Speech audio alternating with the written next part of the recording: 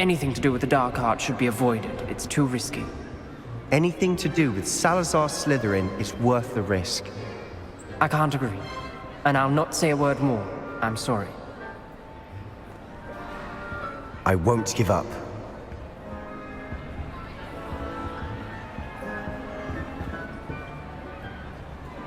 What were you and Ominous speaking about? He's being ridiculous.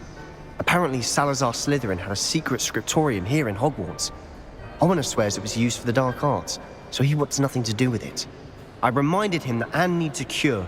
This scriptorium could hold the answers we need. The dark arts do pique my interest. There's more to dark magic than people realize. The Gaunts know this. Better than most. Perhaps I've spoken out of turn. Ominous's family history is personal to him. I understand. You needn't tell me if you don't want to. If I were you, I'd be begging for more details. It's not that I'm not interested, and you can certainly trust me if you want to tell me anything. Ominous learned dark magic from his parents. Are you familiar with the Cruciatus Curse? What does the Cruciatus Curse do? It's known as the Torture Curse. Crucio. It inflicts intense, excruciating pain on the victim. Apparently, his parents and older siblings had no qualms about casting it on muggles for sport. Ominous described the sound of the victim's cries as horrific, so the first time he was asked to cast it himself as a child, he couldn't bring himself to do it. As punishment, his family cast it on him. The anguish was so bad that when asked to cast it again, he relented. I have repeatedly assured Ominous that he did what he had to, but he still hasn't forgiven himself. How horrible. Poor Ominous, he was only a child. He shouldn't blame himself. After that incident, the rift between Ominous and his family only grew. That is until I came along. Every moment he isn't at Hogwarts, he's with us in Feldcroft. Ominous trusts me. And more often than not, he winds up listening to me. I'll remind him of that when I follow up about the scriptorium. Watch for my owl. I'll have news soon enough. I'll make Ominous understand. He'll change his mind.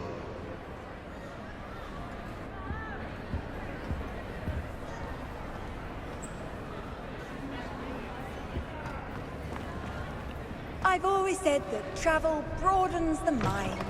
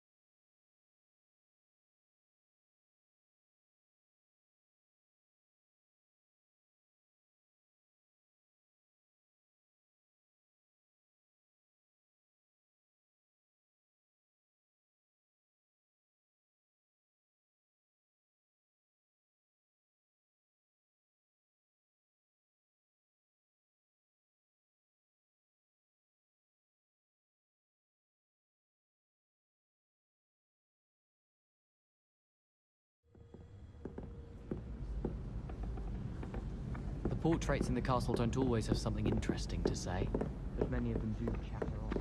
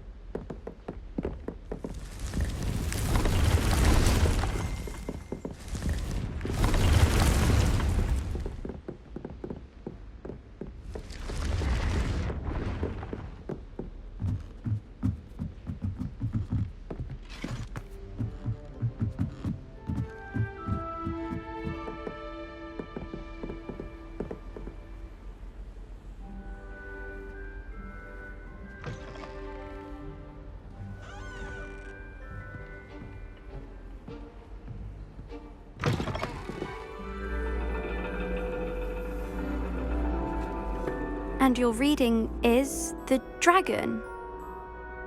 That's exciting, I suppose. Perhaps you're due for an adventure.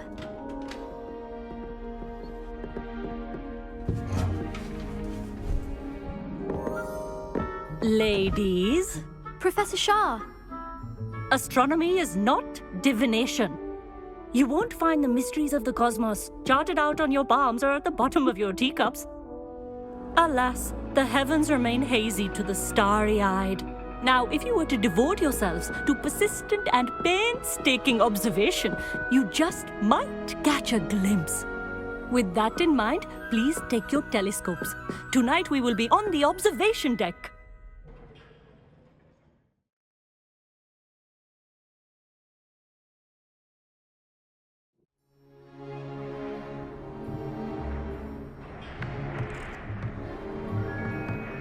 Still don't have your own?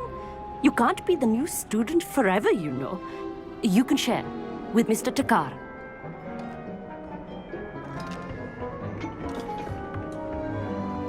Here, I can adjust that for you. No, bring it into focus on your own.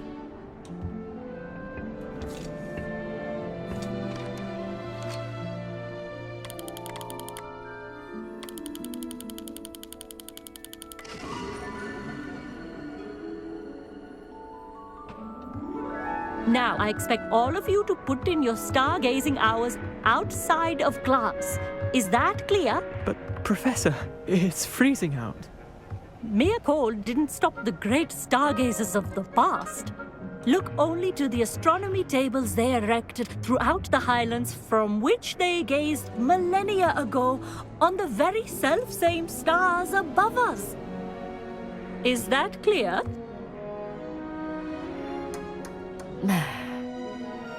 Dismissed.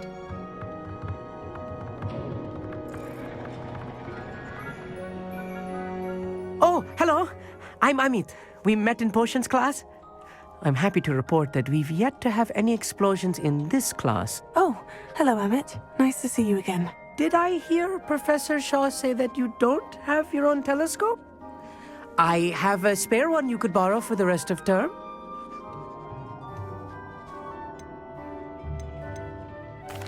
I can't do that, Amit. You might need it. No, really, you can. And I won't. It's my old one. I finally got my hands on the new Celestia Contemplar. You've heard of it, I assume? I mean, of course you have. It's only the pinnacle of all personal stargazing implements. But my old model's not too shabby either. Goblin-cut glass, first-rate optical enchantments. Hate to think such a fine instrument is just collecting dust. Well, thank you, Amit. Think nothing of it. Anyway, the telescope's in the storage room right underneath us. You can't miss it. I have some, reading to finish on the lower deck. Come find me there afterwards, and bring the telescope. There's something I want to talk to you about.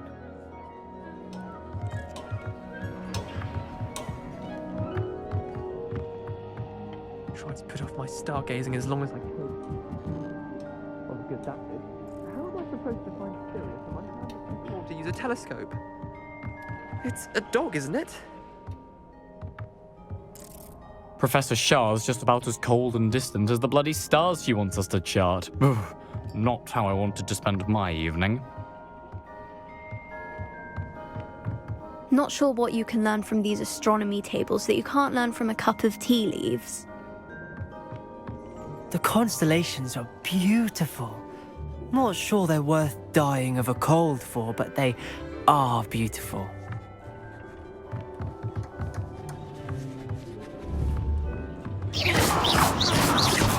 Sender, Leviosa, Accio, Confringo.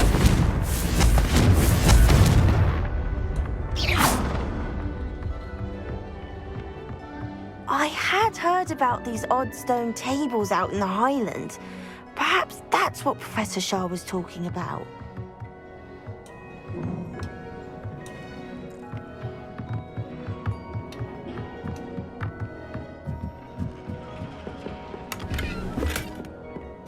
This was his old telescope. Looks practically brand new. A pristine night for stargazing. Do not let it be wasted. Professor Shah, I'm interested in learning more about astronomy. It is increasingly rare to find a student who seeks after things celestial, of their own accord. But if you truly desire to chart the courses of the cosmos, you must rid your mind of the terrestrial babble of others. We ourselves are not unlike blank star charts, you know?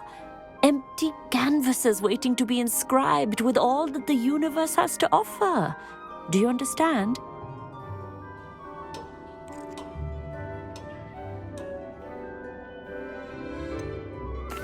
Am I right in thinking you are unimpressed by divination? Of the many other so-called disciplines taught here, divination is perhaps the most feeble, especially in its nonsensical practice of astrology.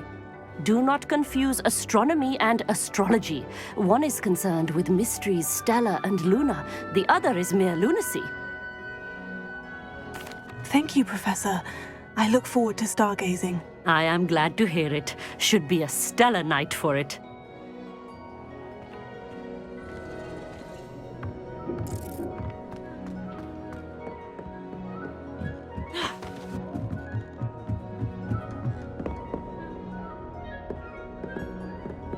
The perfect night for... Oh, hello again. I have the telescope. It's nicer than I had expected. I would not offer a prospective stargazer a third-rate lunoscope. But there is, something else. Yes? What is it? You